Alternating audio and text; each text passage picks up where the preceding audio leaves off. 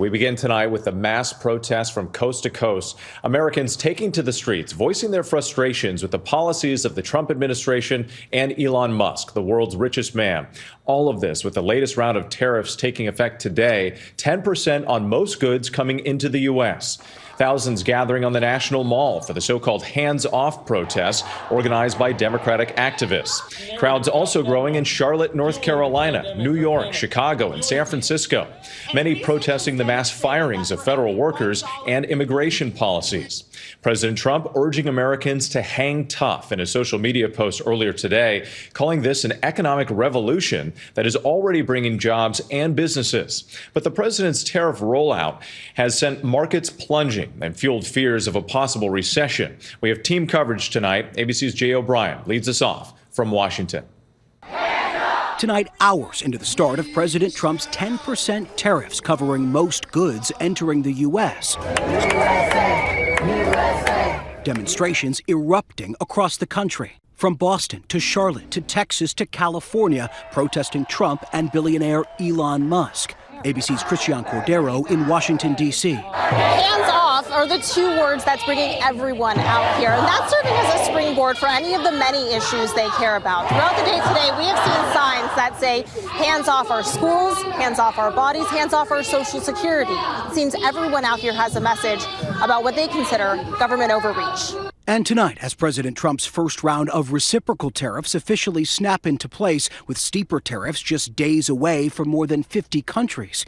Musk appearing to take aim on social media at White House economic advisor Peter Navarro, the architect of Trump's tariff policies.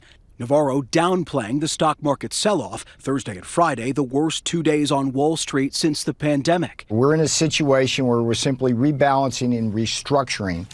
I can guarantee you that the market will find its bottom, that we will have the Dow hit 50,000 easily during the Trump second term. Most economists warning U.S. consumers should brace for higher prices and disruptions. Grappling with Trump's tariffs on foreign cars and car parts, the British automaker of Jaguars and Land Rovers announcing it's pausing all U.S. shipments.